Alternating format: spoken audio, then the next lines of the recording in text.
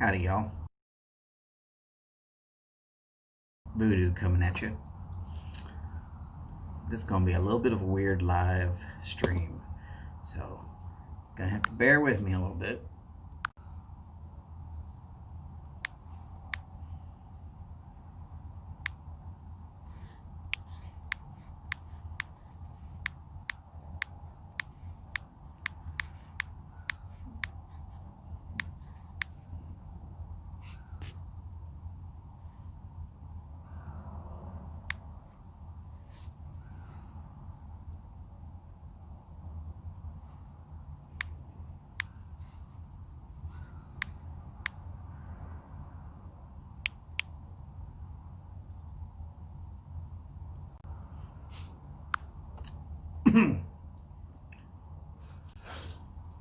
All right.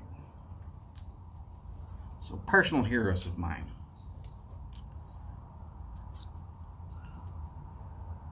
If you've been following along, you already know. I met two. One was my grandfather. Just trust me, he should have been.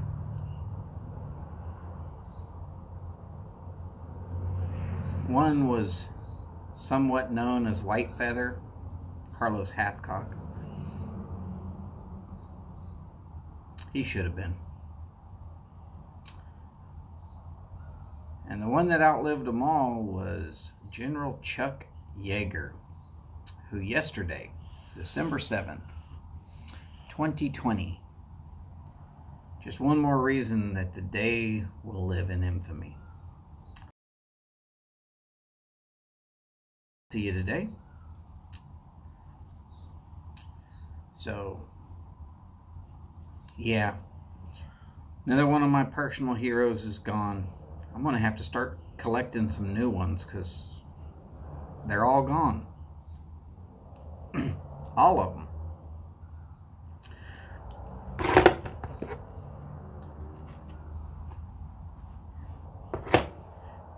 Repurposed tin.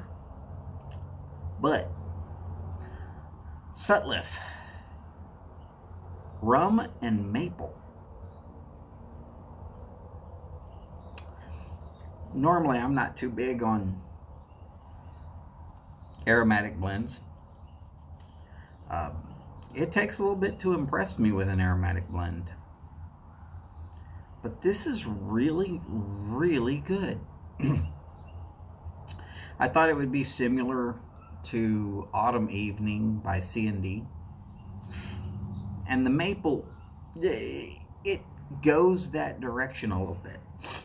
But the rum drags it back from being just over the top pancakes. The rum infusion or topping is not bad at all. It's very, very understated, but it cuts down that solid maple hitting you in the face, left, right, and sideways. If you've been following my blog, you'll see that I did do a review on Autumn Evening. And while I find it to be an exceptionally flavored blend, I found that I can't smoke it all day. It's just too much. And yes, you can have too much of a good thing.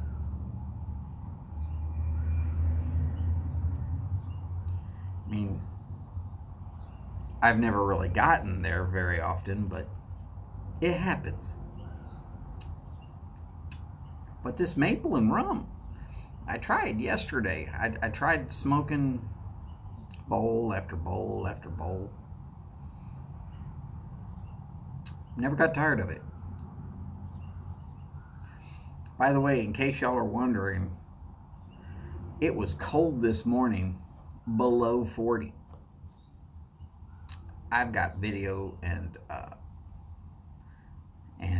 pictorial proof that it was pretty cold this morning. A lot of humidity and cold.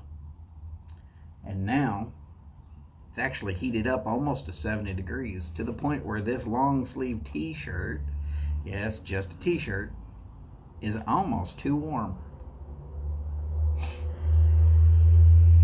Y'all see me sweating?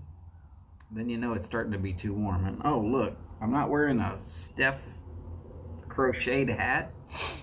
It's because it's plenty above 60. Ooh, just below freezing. Ugh, no. I don't much care for freezing temperatures. In fact, I was just out in the convertible Mustang, driving down the road. Some of the speed limits that I was on were 60, 65, top down. Okay, I was wearing Steph's hat then because it keeps the air from getting in my ears, causing them to have problems, but it's too warm to wear it here at the house.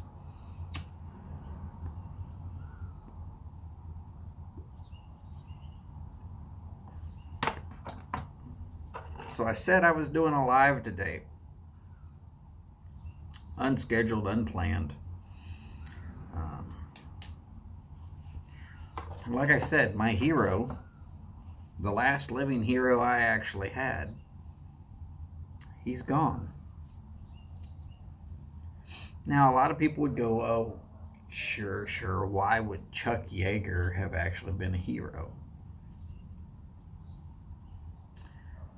Well, he never went to college and was considered by more than just a few to be one of the greatest test pilots of all time. He's the first human being to get beyond the speed of sound and live to tell about it. Now, there's some questions on whether he was first to break the sound barrier. Okay. There's some questions on whether maybe the British or Russians might have actually beat into having a pilot that got there and lived to tell about it.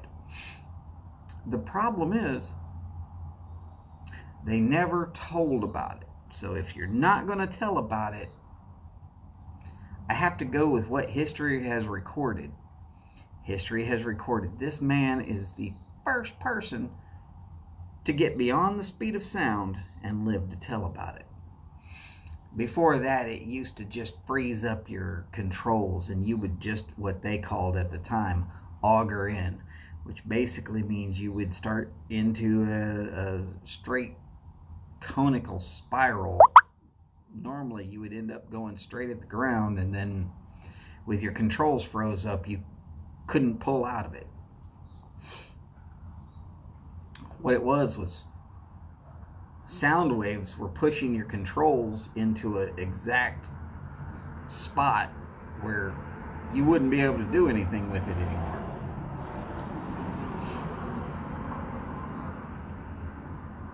But, I mean, somebody was going to break the sound barrier. He just happens to be the person that did it. He's also the first person to ever record going past Mach 2. Now, there's been people that have gone well past Mach 2 now. He wasn't considered for NASA as an astronaut because he didn't go to college. Now, here's the funny thing. Of the original 7 astronauts that were working for NASA, all of them, every last one of them, if you had asked them at the time while the decision was being made who was going to be, if you asked them who was the best pilot, every one of them would have said Chuck Yeager. Every one of them.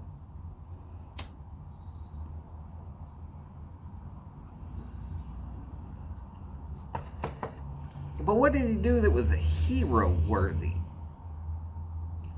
Okay.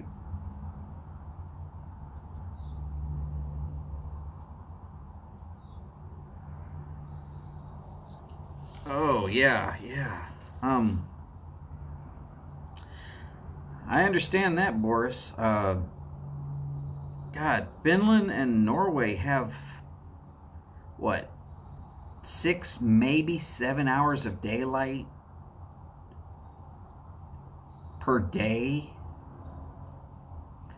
at times, and it's starting to get down to the point where they're going to have a day that's nothing but night. Of course, you got to get above the Arctic Circle for that, but and I'm not saying that Boris is, but yeah. I understand your feelings there, Boris. I very much understand it.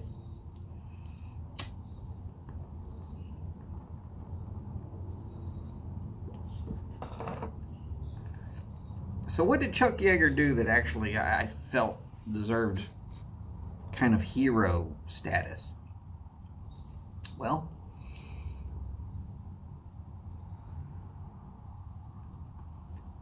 Japanese bombed Pearl Harbor.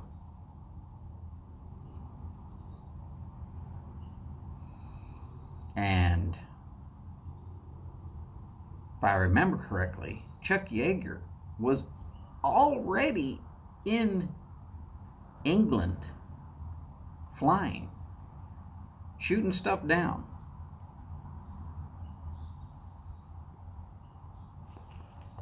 He started off with the Army Air Corps, but they shipped him over there as a observer, and he observed. Better than average eyesight. He observed formations coming in. He observed his guns shooting them down. He made ace in a day. Kind of difficult to do. That means you got 5 kills. 5. Shooting down 5 other planes in one day. You got to really be moving and shaking to do that. Right. So, as Boris was saying, about 1/3 of Finland is above the Arctic Circle. And of the coastline, there's actually not all that much usable coastline because it's all slanted, like almost cliff-like. Seen photos and I've seen film. Let's just say, if you're lost in the wilderness in Finland and it's snowing, you better hope you've got somebody looking for you, because you probably up a creek, and it's not going to be a good creek. It's going to kind of stink. You might not have the right kind of equipment to get yourself out of there. It's Finland and Norway. I mean, they're side by side, but just, yeah. You might want to visit, but make sure you're prepared.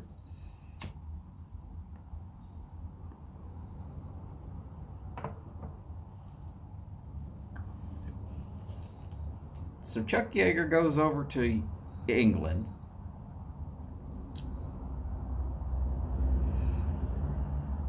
Gets ace in a day.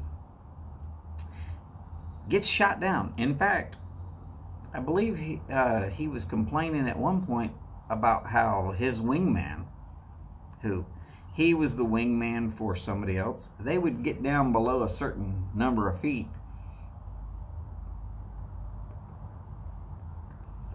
and light a pipe. You had to be down below a certain number of feet so you could turn the oxygen off so you could actually smoke your pipe. He got shot down in France. Got out of that. Now, normally, if you get shot down, You're done. You are not coming back to fight in the war. That was just the rules.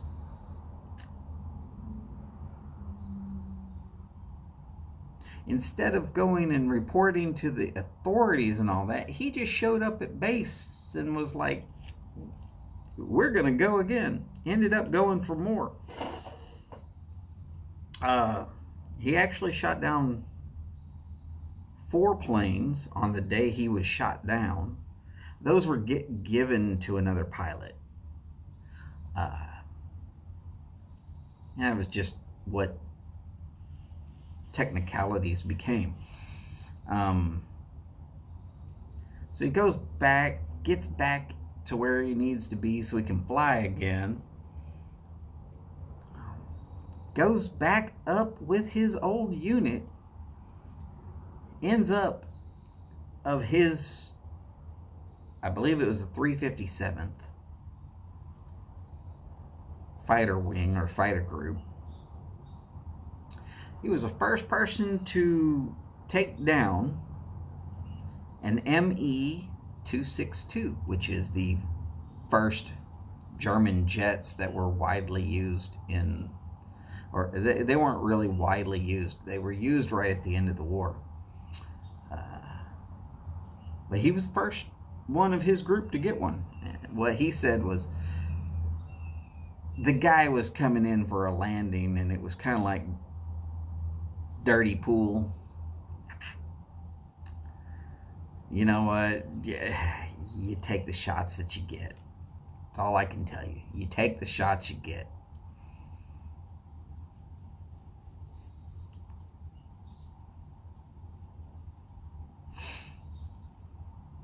Okay, so Sweden is also up there with Finland.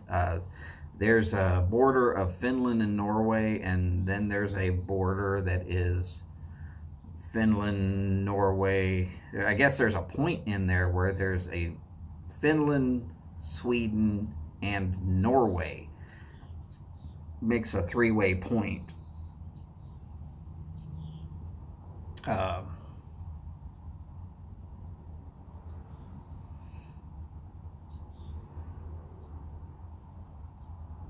Most I can tell you is you don't want to play them in hockey.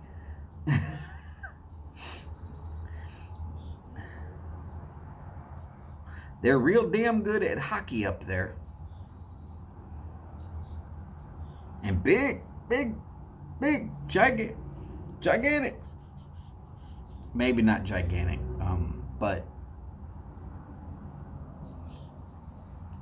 we are talking about where the Norse kind of more or less came from, that chunk of land up there. You had to be strong and hardy to live in that kind of an environment. It's probably why they went raiding, because anything to be away from it. No, come on. That's not true. You always want to be home no matter where you go.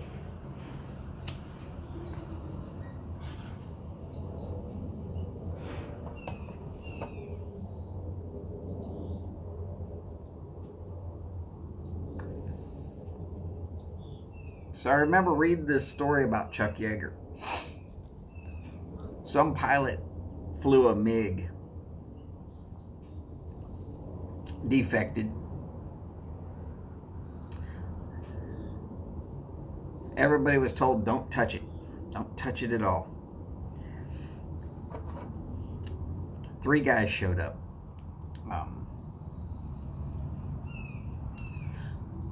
One of them was Chuck Yeager.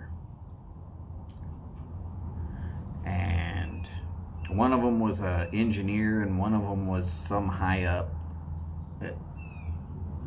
way up there.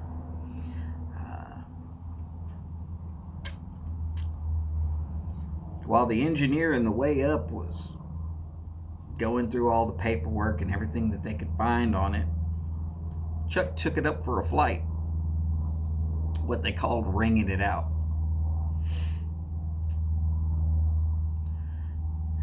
Chuck takes it up, gets a flight in, gets it back on the ground, comes walking in and starts telling them what they know is real and what they know is false.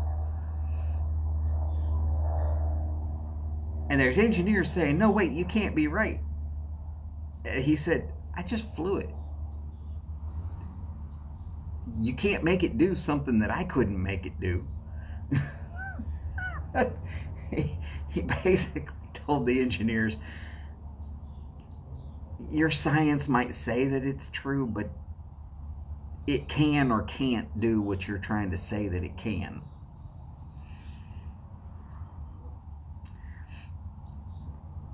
Basically, he was a man's kind of a man.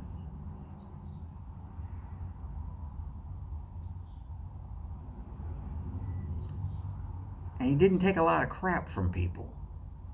So he's my kind of guy. He lived this wonderful life, according to him. Current wife, Veronica or Victoria. I always forget. I don't remember. I know that his first wife was Glynis, which is the reason why every freaking thing he flew was the glamorous Glynis. You can look it up. It's all right there.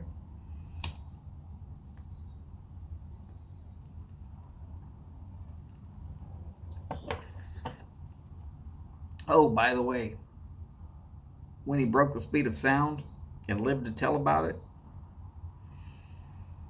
he did it with 3 broken ribs. Maybe 4. You gotta remember,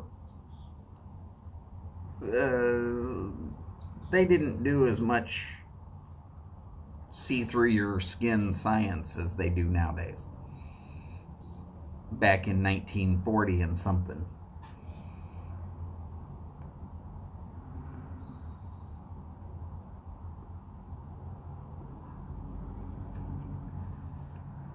Yeah, go it up flying beyond the speed of sound with broken ribs. Because it was his turn to fly. And he come off the back end of a horse because he got hit with a cactus.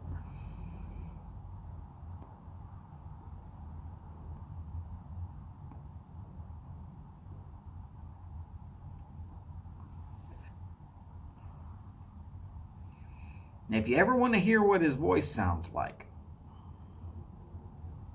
get the movie The Right Stuff.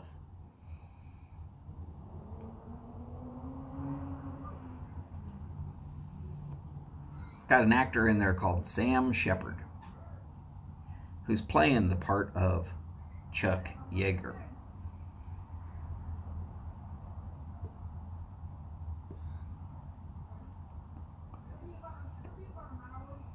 And somewhere in that movie, I'm not going to tell you exactly where,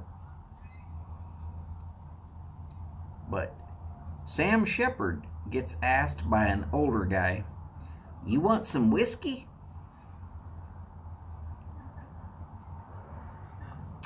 Well, you can't take that West Virginia accent out of his voice without taking him all the way out.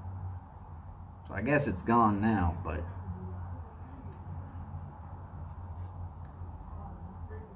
he was the old guy, Chuck Yeager. They're making a movie about him, and he's there telling them about it. And they put him in there, and they didn't tell the audience. They didn't tell nobody. You could look that up too.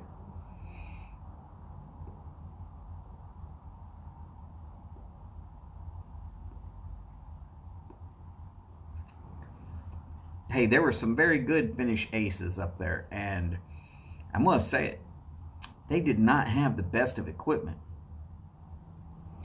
They got their kills by better tactics and longer range shooting. They were damn good at it. If you can see the enemy and the enemy can't see you, and you can shoot 2 of them down before they even know that they're being shot at, you're already up 2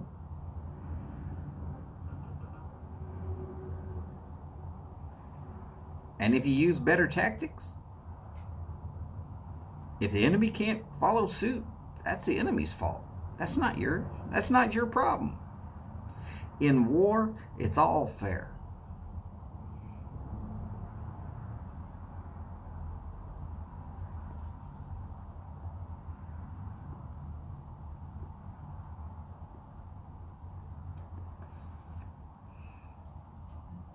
Why do you think the B-17 it looked like it did?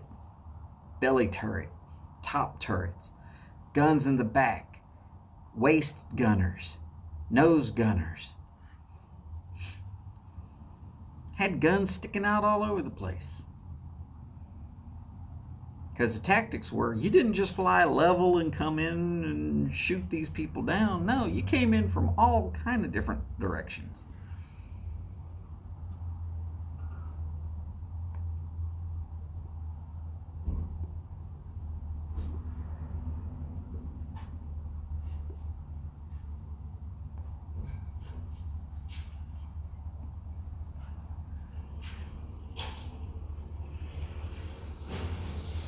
Now, why is it kind of ironic that Chuck Yeager died on December 7th?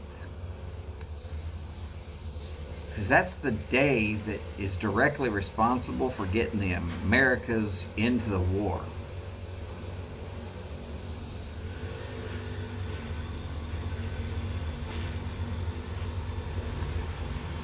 Previous of that, Japan had not bombed Pearl Harbor or torpedoed Pearl Harbor. And I'm going to have to end this because there's some people out here mowing the lawn. They're going to be loud for about an hour. But yeah. So my hero made it through most of the day that will live in infamy.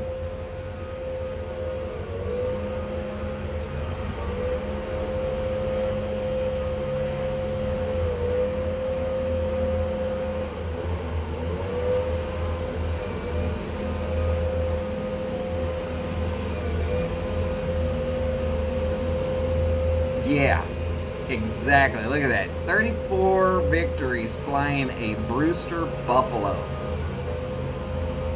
The damn things were so underpowered that the ME-109 could just fly straight and the Brewster Buffalo couldn't change height and still keep up.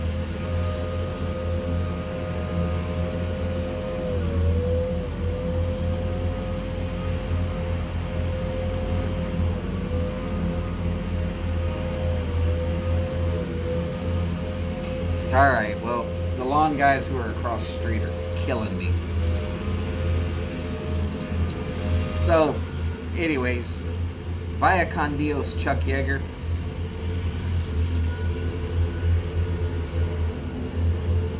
My one and only hero I didn't get to meet.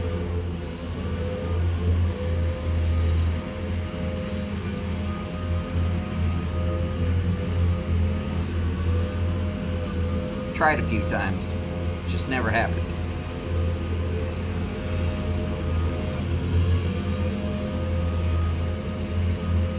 World's a little sadder that you're gone, at least in my opinion.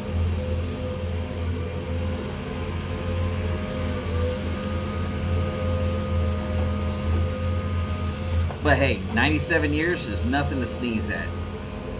So wish it could have been 100. Alright, y'all. I'm going to get on out of here. Finish this pipe. Enjoy the rest of my day. If I can. It's only my wife's and my mom's birthday, so I guess I got a good shot at enjoying the rest of my day.